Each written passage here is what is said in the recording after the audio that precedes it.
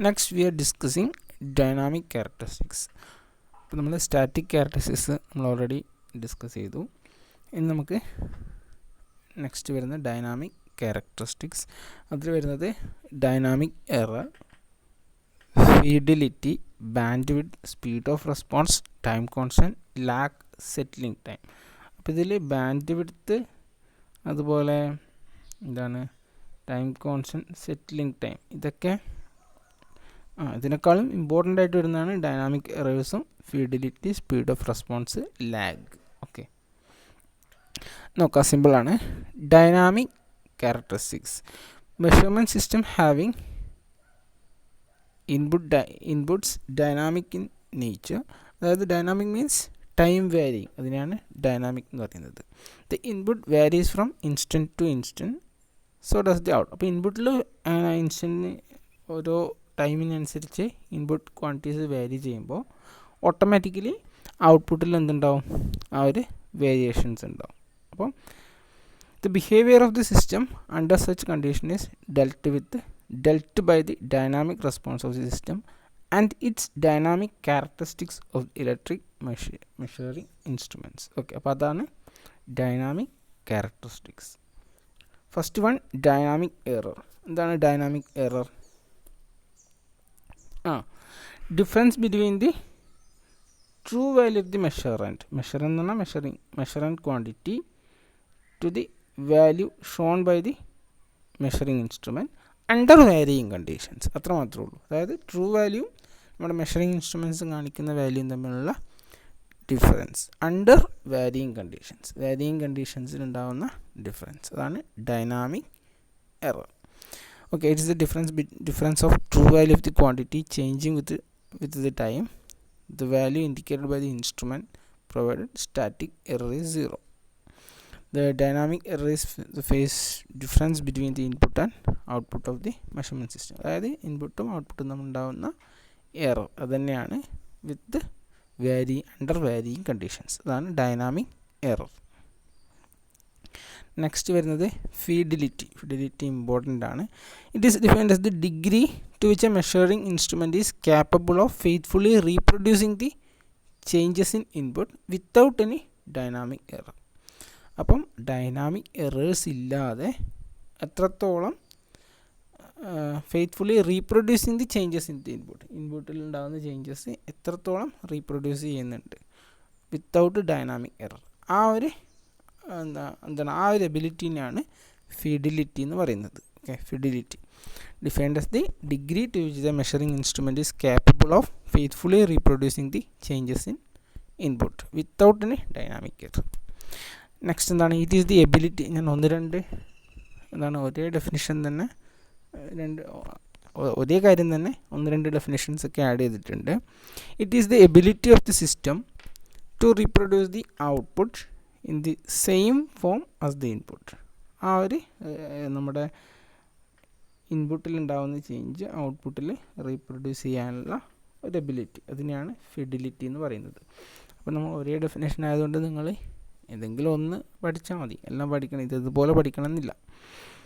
Okay, in the definition of fidelity any time lag or phase difference is not included. Ideally, a system should have 100% fidelity and the output should appear in the same form as the input and there is no distortion produced by the system. Fidelity needs are different for different applications. അപ്പോൾ fidelity എന്ന് പറഞ്ഞാൽ ഒന്നുമില്ല, output ഇൻപുട്ടിൽ ഉണ്ടാകുന്ന changes എത്രത്തോളം ഔട്ട്പുട്ടിൽ reproduce ചെയ്യുന്നു, ആ ഒരു മെഷർമെൻറ്റ്, അതിനാണ് ഫിഡിലിറ്റി എന്ന് പറയുന്നത്. നെക്സ്റ്റ് ബാൻഡ് വിഡ്ത്ത് നിങ്ങൾ കമ്മ്യൂണിക്കേഷൻ കയറാണ്, അപ്പം നിങ്ങൾക്ക് ഓൾറെഡി അറിയാം എന്താണ് ബാൻഡ് വിഡ്ത്ത് എന്ന് പറഞ്ഞാൽ. സിമ്പിളായിട്ട് it is the frequency range. അപ്പോൾ ആ ഫ്രീക്വൻസി റേഞ്ചിനെയാണ് ബാൻഡ് വിഡ്ത്ത് എന്ന് പറയുന്നത്, അല്ലേ. It is the range of frequency for which its dynamic sensitivity is satisfactory. Okay, ആ ഡൈനാമിക് സെൻസിറ്റിവിറ്റി സാറ്റിസ്ഫാക്ടറി ആയിട്ടുള്ള റേഞ്ച് ഓഫ് ഫ്രീക്വൻസിനെയാണ് ബാൻഡ് വിഡ്ത്ത് എന്ന് പറയുന്നത്. ഓക്കെ, for measuring system the dynamic sensitivity is required to be within 2% of its static sensitivity. Okay, dynamic sensitivity static sensitivity യുടെ 2% ആയിരിക്കണം. For other physical systems, electrical filters, electronic amplifiers, the above criterion is relaxed with the result that their bandwidth specification extend to the frequencies at which the dynamic sensitivity is 70.7% of that at a 0 or mid frequencies. അപ്പോൾ bandwidth എന്ന് പറയുന്നത് range of frequency for which the dynamic sensitivity is satisfactory. അപ്പോൾ dynamic sensitivity satisfactory ആയിട്ടുള്ള ആ ഒരു frequency range, അതിനെയാണ് bandwidth എന്ന് പറയുന്നത്. നെക്സ്റ്റ് വരുന്നത് സ്പീഡ് ഓഫ് റെസ്പോൺസ്. അപ്പോൾ നമ്മൾ പറഞ്ഞു ടൈം ചേഞ്ചിങ് ആയിട്ടുള്ള ഇതാണ് ഡൈനാമിക് റെസ്പോൺസ്, ഡൈനാമിക് ക്യാരക്ടറിസ്റ്റിക്സിൽ ഡിസ്കസ് ചെയ്യുന്നത്. അപ്പം നമ്മൾ ഇൻപുട്ട് ടൈം ചേഞ്ചിങ് ആണ്. അപ്പോൾ ഔട്ട്പുട്ടിൽ എന്തായിരിക്കണം, നമ്മൾ ഇൻപുട്ട് ചേഞ്ച് ചെയ്യുന്നതിന് പ്രൊപ്പോർഷനായിട്ട് ഔട്ട്പുട്ടിലും ചേഞ്ച് ചെയ്യണം. അപ്പം എത്ര ഫാസ്റ്റ് ഔട്ട്പുട്ടിൽ ആ ചേഞ്ചസ് റിഫ്ലക്റ്റ് ചെയ്യുന്നത്, അതിനാണ് സ്പീഡ് ഓഫ് റെസ്പോൺസ് എന്ന് പറയുന്നത്. Okay, it is defined as the rapidity of the measurement system the respond to the changes in the measuring variable. അപ്പോൾ ഇൻപുട്ടിൽ ഉണ്ടാകുന്ന ചേഞ്ചസ് എത്ര പെട്ടെന്ന് ഔട്ട്പുട്ടിൽ റിഫ്ലക്റ്റ് ചെയ്യുന്നു, ആ ഒരു സ്പീഡ്, അതാണ് speed of response. Okay, it is refers to the ability to respond to a certain changes of amplitude of an input signal. Same രണ്ടും തന്നെയാണ്. It is usually specified as the time taken by the system to come close to steady state conditions for a step input function. അതൊന്നുമില്ല, നമ്മൾ step input function കൊടുത്തു കഴിഞ്ഞാൽ എത്ര പെട്ടെന്ന് അത് study ആവും, അതൊക്കെ സ്പീഡ് ഓഫ് റെസ്പോൺസിൻ്റെ വേറെ ഡെഫിനിഷനായിട്ട് പറയാം. അപ്പോൾ speed of response, hence speed of response is evaluated from the knowledge of the system performance under transient conditions, and the terms such as time constant, measurement lag, settling time and dead time, dynamic ranges are used to convey the response of the varieties of systems. അപ്പോൾ speed of response ആണ് എത്ര പെട്ടെന്ന് system ഇൻപുട്ടിനോട് respond ചെയ്യുന്നത്, അല്ലെങ്കിൽ output എത്ര പെട്ടെന്ന് കിട്ടുന്നത്, അതാണ് സ്പീഡ് ഓഫ് റെസ്പോൺസ്. നിങ്ങളതായ ടേംസിൽ എഴുതുക. നെക്സ്റ്റ് വരുന്നത് ടൈം കോൺസ്റ്റൻറ്റ്. അപ്പോൾ നമ്മൾ R C circuit, R L സർക്യൂട്ടൊക്കെ നിങ്ങൾ ഓൾറെഡി പഠിച്ചിട്ടുണ്ടാവും. എന്താണ് ടൈം കോൺസ്റ്റൻറ്റ്? അതായത് അതിൻ്റെ സ്റ്റഡി സ്റ്റേറ്റിലെത്താൻ ആവശ്യമായ ടൈം അല്ലേ.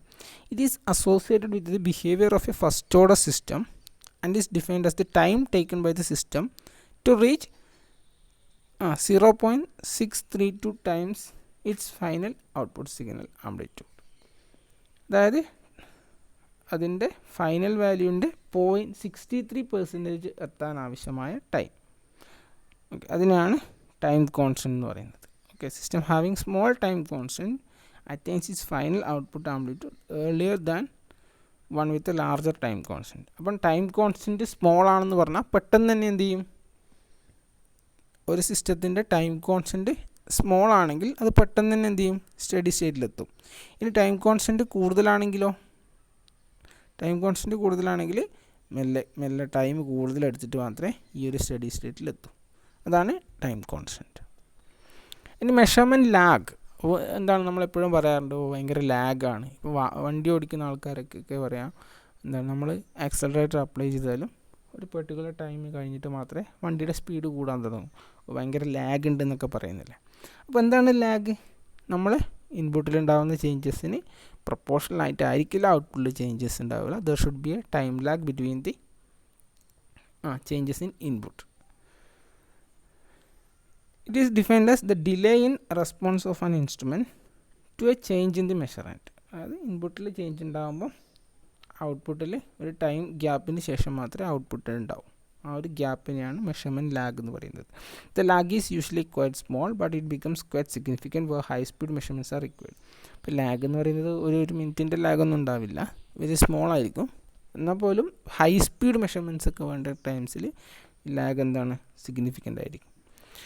ലാഗ് മെയിനായിട്ട് 2 ടൈപ്സ് ഉണ്ട്, റിട്ടാർഡേഷൻ ലാഗും ടൈം ഡിലേ ലാഗും. അപ്പോൾ റിട്ടാർഡേഷൻ ലാഗ് എന്ന് പറയുന്നത് the response of the measurement begins immediately after the change in measured quantity അല്ലേ. The response of the measurement begins immediately after the change in measured quantity has occurred. അപ്പോൾ ഇൻപുട്ടിലൊരു change ഉണ്ടാകുമ്പോൾ അപ്പം തന്നെ response start ചെയ്യുന്നു. അപ്പം അതാണ് retardation lag. ഇനി ടൈം ഡിലേ ലാഗ് എന്ന് പറഞ്ഞാൽ in this case after the application of input the response of the measurement system begins with some dead times, അതായത് ഗ്യാപ്പ് ടൈംസ് ഉണ്ടാവും. ഡെഡ് ടൈംസിന് ശേഷം മാത്രമേ റെസ്പോൺസ് സ്റ്റാർട്ട് ചെയ്യൂ. അതിനാണ് ടൈം ഡിലേ ലാഗ് എന്ന് പറയുന്നത്. ഓക്കെ, ഇനി ലാസ്റ്റ് വരുന്നതാണ് സെറ്റിലിംഗ് ടൈം. എന്തായിരിക്കും സെറ്റിലിംഗ് ടൈം? നിങ്ങൾ ഈ സെക്കൻഡ് ഓർഡർ സിസ്റ്റം ഒക്കെ പഠിച്ചിട്ടുണ്ടെങ്കിൽ ഇങ്ങനെയുള്ള ഒരു റെസ്പോൺസ് ഫൈനലായിട്ട് സ്റ്റഡി സ്റ്റേറ്റിലെത്തും. അതാണ് സെറ്റിലിംഗ് ടൈം. പഠിച്ചിട്ടുണ്ടോ? It is the time required by the instrument or measurement system to settle down to its final steady state position after the application of the input. അപ്പോൾ input കൊടുത്തു കഴിഞ്ഞാൽ നമ്മൾ output ഉണ്ടാവും. Automatically input കൊടുക്കുമ്പോൾ output ഉണ്ടാവും. അപ്പം input കൊടുക്കുമ്പം ഔട്ട്പുട്ടിൽ ഇനീഷ്യലി എന്തായിരിക്കും ഹൈ വാല്യൂസ് ഒക്കെ ഉണ്ടാവുക, അല്ലെങ്കിൽ വേരിയിങ് വാല്യൂസ് ഒക്കെ ആയിരിക്കും ഉണ്ടാവുക. അത് എന്ത് ചെയ്യും, ഒരു സ്റ്റഡി സ്റ്റേറ്റിലേക്ക് സെറ്റിൽ ചെയ്യാൻ ആവശ്യമായ ടൈം, അതിനെയാണ് സെറ്റിലിംഗ് ടൈം എന്ന് പറയുന്നത്. ഓക്കെ. ഇനി ഇതിൽ പോർട്ടബിൾ ഇൻസ്ട്രുമെൻസിനും അതുപോലെ പാനൽ ടൈപ്പ് ഇൻസ്ട്രുമെൻസിനൊക്കെ കാര്യങ്ങൾ പറയുന്നുണ്ട്. അതൊന്നും അത്ര ഇമ്പോർട്ടൻ്റ് അല്ല. ഇനി smallest settling time indicate the highest speed of response. അപ്പോൾ സെറ്റിലിംഗ് ടൈം എന്താണ്, ഞാനിപ്പോൾ ഒരു വേവ് ഫോം വരച്ചു. അപ്പം ഇതാണിപ്പോൾ ഇതിൻ്റെ സെറ്റിലിംഗ് ടൈം എങ്കിൽ ഇങ്ങനെ ഓസിലേറ്റ് ചെയ്ത് ഇത് ഈ ഒരു സ്റ്റഡി സ്റ്റേറ്റിലെത്തി. ഇത്രയും ടൈം എടുത്തിട്ടാണ് അത് സ്റ്റഡി സ്റ്റേറ്റിലെത്തിയത്.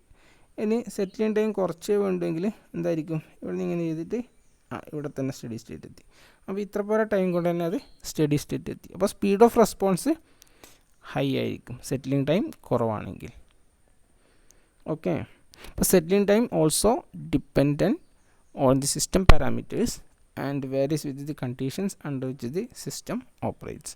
അപ്പോൾ ഇത്രയാണ് ഡൈനാമിക് ക്യാരക്ടറിസ്റ്റിക്സിൽ പറയാനുള്ളത്. ഓക്കെ. അപ്പോൾ ഇനി നമുക്ക് വീറ്റ്സ്റ്റൺസ് ബ്രിഡ്ജ് അതുപോലെ മാക്സ്വെൽസ് ഷീൻ ബ്രിഡ്ജ് അങ്ങനെയുള്ള കാര്യങ്ങളാണ് പറയാനുള്ളത്. അതൊക്കെ സിമ്പിളാണ്. അപ്പോൾ അത് അടുത്തൊരു ക്ലാസ്സിൽ അതും കൂടി എക്സ്പ്ലെയിൻ ചെയ്യാം. നമുക്ക് സീരിയസ് എക്സാമിന് മുന്നേ തന്നെ ഈ പോർഷൻസ് മൊത്തം 4th മൊഡ്യൂൾ കംപ്ലീറ്റ് ചെയ്യാം. അപ്പോൾ താങ്ക് യു ഫോർ വാച്ചിങ്. എന്ത് ചെയ്യുക, നോട്ട്സ് എഴുതുക, വായിച്ച് നോക്കിയാൽ മനസ്സിലാവുന്ന കാര്യങ്ങളേ ഉള്ളൂ. നോട്ട്സ് എഴുതുക, പഠിക്കുക. ഓക്കെ.